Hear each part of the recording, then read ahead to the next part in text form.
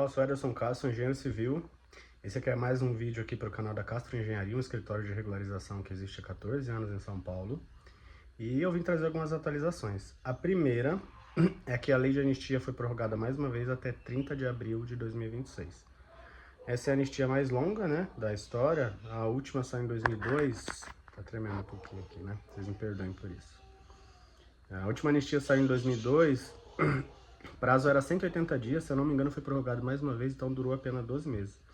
Essa anistia, a gente já tem desde 2020, né, tá sendo prorrogada, então é a anistia mais longa da história. E a primeira também, que está sendo feita por processo eletrônico. Em relação a isso, nós temos informações extraoficiais que o setor da prefeitura tem apenas 15 técnicos. Eram 16, mas um se aposentou. Então são 15 técnicos para analisar todos os processos da cidade de São Paulo, que é a maior cidade da América Latina. Hoje estimam 13, 14 milhões de habitantes. Então, assim, são muitos processos, tá? Então, é comum que haja uma certa demora, o que é justificável em relação ao número de pedidos, né? A gente está estimando aí mais de 200, 300 mil pedidos, tá?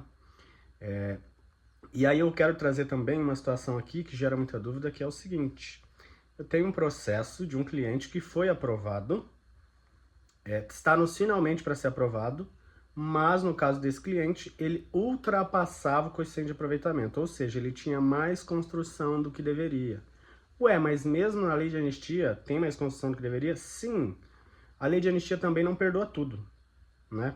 Imagina, por exemplo, que eu pego um terreno na cidade de São Paulo, onde só pode construir um pavimento, e aí eu decido construir um prédio de 30, 40 andares, porque assim que sair a próxima lei de anistia significa perdão, tudo vai ser perdoado e eu fico com aquele prédio ali em uma região que não pode, né? Vou contra a lei, sou o único que vai contra a lei, faço o prédio e me beneficio disso, por exemplo, porque outras pessoas que seguem ali não vão fazer. Então a lei de anistia não permite tudo por causa disso, porque senão ela seria, ao invés de ser uma lei para ajustar as coisas, para quem não conseguiu fazer tudo certo pela legislação, que existia na época da construção que essa pessoa fez, basicamente ela seria uma saída para que as pessoas não fizessem. Por que alguém ia fazer tudo certo se quando sai a lei de anistia perdoa tudo?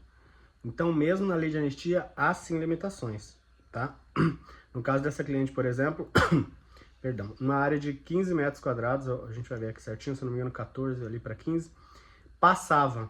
Então, nós, antes de entrarmos com esse processo de regularização, historiamos o imóvel, analisamos a documentação, analisamos a construção, identificamos na lei de anistia para a área dela, para o zoneamento dela, quanto que pode ter de construção? E o meu levantamento quanto deu? E aí nós identificamos essa diferença e avisamos a cliente: olha, dentro do estudo é hora de você tirar dúvidas, você tem que demolir 15 metros quadrados. Topa fazer? A gente tirou as dúvidas que eram necessárias, identificamos se haveriam outros impedimentos, todos ela ficou de acordo, e esse processo dela rodando por alguns anos agora chegou nesse ponto, tá? Que é o ponto D. Abrir uma NEC e ela tem um prazo para poder realizar essa obra. Vou mostrar aqui para vocês no processo. Vamos lá, pessoal.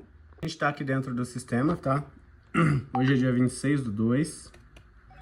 Eu propositalmente coloquei duas janelinhas aqui para tampar alguns dados sensíveis e aí a gente pode ver que esse processo foi aberto em 2021. Agora, aqui em 26/2/2026, o processo foi dado andamento, né? Voltou algumas vezes, atendemos tudo que o técnico pediu e agora ele está aguardando atendimento de NEC, né? Atendimento de NEC basicamente está relacionado a obras que serão necessárias para poder adequar o imóvel. Você pode verificar aqui no projeto, ó, desde 2021, essa cliente já sabe a área que vai ter que demolir, 1456, tá? Esse é o projeto dela. E também já foi colocado aqui, já, a gente já deixou claro, ó, vai ser no terceiro pavimento uma área de 1456. Solicitamos a NEC de acordo com, né, a lei de anistia, artigo 13, parágrafo 8, perdão. Fica estabelecido que a edificação para obtenção de certificado de regularidade necessite demolir a área excedente, é o caso dela. Então, essa cliente específica, ela já sabe, né, desde o começo, que lá no terceiro pavimento dela, no último pavimento, ela vai ter que demolir um pedacinho de 2,90.